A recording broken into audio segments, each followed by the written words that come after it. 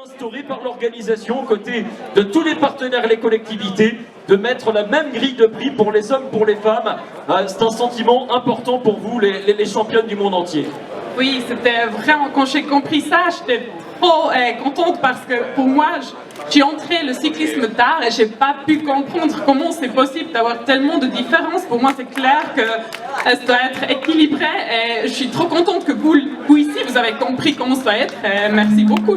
Voilà, très heureuse donc effectivement d'être avec nous aux côtés de Madame le maire qui va peut-être ajouter également un mot dans ce sens.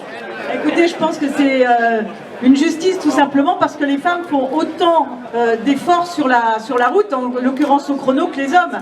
Et je pense que les femmes qui sont avec nous cet après-midi, notamment mes collègues Isabelle et Bérangère seront tout à fait d'accord, mais vous aussi, les femmes qui êtes ici, vous êtes bien sûr d'accord, il y a autant d'efforts. On n'a rien contre les messieurs, mais chapeau quand même pour ce qu'elles font. Voilà, chapeau, vous avez raison de le souligner, effectivement. Merci beaucoup, Marlène.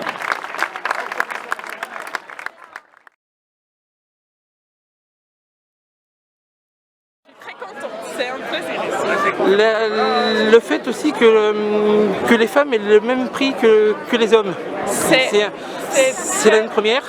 Bah, en fait, ça devrait être normal parce que c'est pas normal, c'est un plaisir. Oui, bah oui. Je suis très contente, mais j'espère que dans 2-3 ans, c'est pareil partout et c'est normal et il faut plus y parler.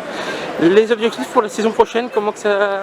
Bah, on verra, mais si j'ai les mêmes chambres ou même les mieux, comme je l'avais cette saison, j'ai pas de soucis. Merci. Merci à vous.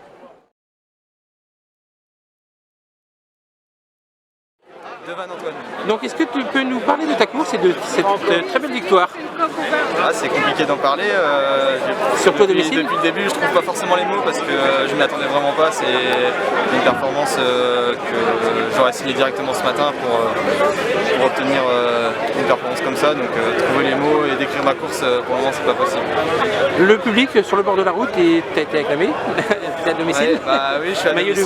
Beaucoup de gens me connaissaient, j'entendais beaucoup de fois mon prénom. Qu'est-ce que ça fait? Ça donne envie d'appuyer encore plus sur les pédales, donc ça motive encore plus, c'est une motivation supplémentaire. Donc là, la saison sur route s'arrête. Oui. Cyclocross pour toi ou pas? Non, pas cyclocross, c'est pas ma tasse de thé, je préfère me reposer et refaire les bases cet hiver pour attaquer la saison tambour battant. Du coup, est-ce que tu sais quelle course tu vas commencer la saison prochaine ou pas? Je pense que traditionnellement, le Vendée a l'habitude de commencer aux plages vendéennes, donc je pense que je vais commencer aux plages vendéennes. Les objectifs, la saison prochaine?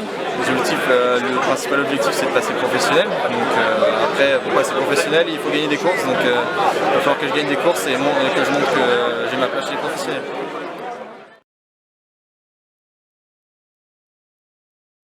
Est-ce que tu peux nous parler de cette course et de cette victoire, voilà.